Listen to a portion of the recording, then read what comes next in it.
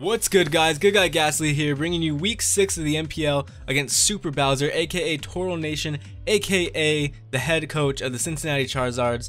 After last week's battle and we pulled a win finally, I was feeling very confident about this fight, to the point where I spent a lot of time actually trying to counter his team, and I guessed what he was going to bring pretty well. The only thing that was not confusing, but the only thing that was surprising to me was the Espeon. But let's get into the battle. I am going to speed this up by around 150%, so please bear with me if I struggle over this thing in my mouth called a tongue. Alright, so I lead off with Mudkips because I figured it could hit anything on his team. He does lead off with the Hitmontop. He's going to use Fake Out and has that Intimidate. One problem that I'm going to mention right here, right from the start, is I did not get Rocks up. Have you ever had a battle and your opponent beats you because they have a sliver of HP? Well, that's kind of like what this is like. You know, if you had those Rocks up, you would not have that problem. You know, it's my fault, but he had the Espeon, so you had to be wary of that. So here I actually have safety goggles on Crobat because I do not want to play that Spore game. If you guys recall my first episode of the MPL, I definitely did get my Crobat got slept, and it was really bad for me. For some reason I thought he might have stayed in, so I went for the Brave Bird on there. But yeah, so not being able to get slept on Crobat was super awesome. It kind of shut down his sleep game, because he definitely could not go for that Spore with Crobat sitting in the sidelines there. But Mudkips is my switch into Heatran here, having that Earthquake. He does not want to take it. It's 4 times effective. He does set up the Stealth Rocks, which I do need to get rid of, and I do have Scizor with the Defog, so that was kind of the plan with that. He goes into Hitmontop, gets another Intimidate off.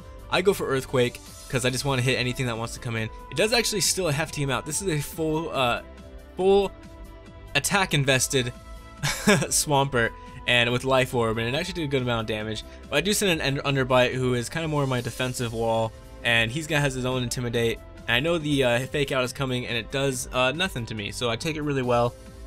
And let's see what else he's gonna do. I'm trying to remember what's happening. I've watched it like 2 or 3 times, but you know, these leftovers kind of throw off my game a little bit. But he does withdraw, and I believe he goes into the Amoonguss again, and Amoonguss is gonna be able to take anything I'm gonna throw at it. So I do go for the Thunder Wave on anything that wants to come in, and I can't poison it or anything like that. So I figured Paralyze is probably the best thing.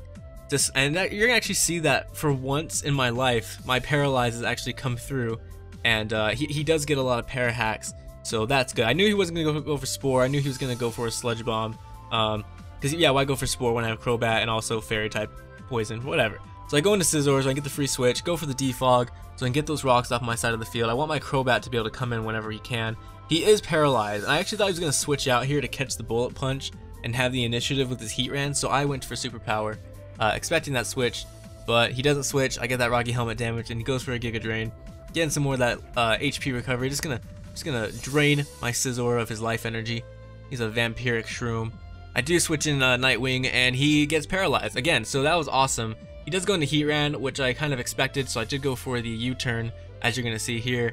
And again, my switch into Heatran is pretty much Swampert. I don't really have a lot of options against this thing, and you're going to see later what... Oh no, I go into Big Black, and this is where it was. So this Big Black is physically offensive. I finally decided I'm not going to make him special, he's going to be physical. But being physical, I did not put Earth Power on him.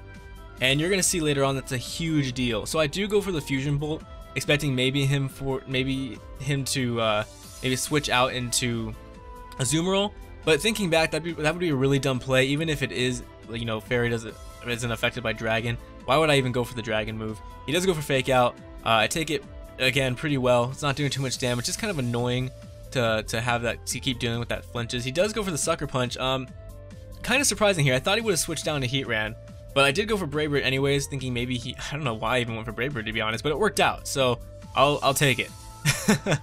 But he is going to bring out Heatran this next turn, and I'm going to go for the U-turn and go back into, I believe, Swampert. But the thing is, yeah, so not having any kind of Earth Power or Earthquake, you know, on Big Black, you can't put Earthquake on him, he doesn't learn it, which sucks, was a huge failure on my part. His entire team is mostly defensive. He does not, I mean, and my team is mostly offensive in the physical side, so he doesn't really have a lot of special walls, I felt like, and it would have been really nice to have that special attacker who could come in and kind of sweep things out. But that was my bad. I go for another Earthquake. I want this thing to get down as far as possible. Even if I do die, I want him to not be able to have max HP. And I thought maybe he might switch out to try to get that regenerator, but you're going to see here that he doesn't. So I do send in Bert, and this is another mistake on my part. Why would I send in my Bert, who is sturdy, to attack a Rocky Helmet Amoonguss? So that really sucks. My whole strategy with Bert was to have him for the Azumarill. So if even a Azumarill were to one-shot him after a Belly Drum, I could still hit him with a Poison Jab and hopefully kill. But I fucked it up. I messed up. I go into Underbite, hit him with that Intimidate, and he's gonna, you know, challenge me to a duel with this giant dual disc. Go for the Zen Headbutt. It's actually not gonna do too much. Underbite takes it like a champ. And my next move here is I think I just go for the Earthquake because I did not want to risk switching into a what's it called, an Espeon or anything like that. I was playing very careful because of this Espeon, so good on him for bringing that, because that Espeon made me have to rethink all my strategies. That Magic Bounce, I did not want that happening. But he does go into a Azumarill. I thought this thing was going to Belly Drum. I was really worried about it, but he goes for the Play Rough, and we're going to eat it up. It's not very effective, but it does so much damage, and I should have figured out from this point that it was Choice Banded, but for some reason, I didn't. I thought my Bullet Punch would do a lot more damage there as well, so that kind of sucks. But I go into Nightwing, and I already know he's going to switch out, so I go for another U-turn.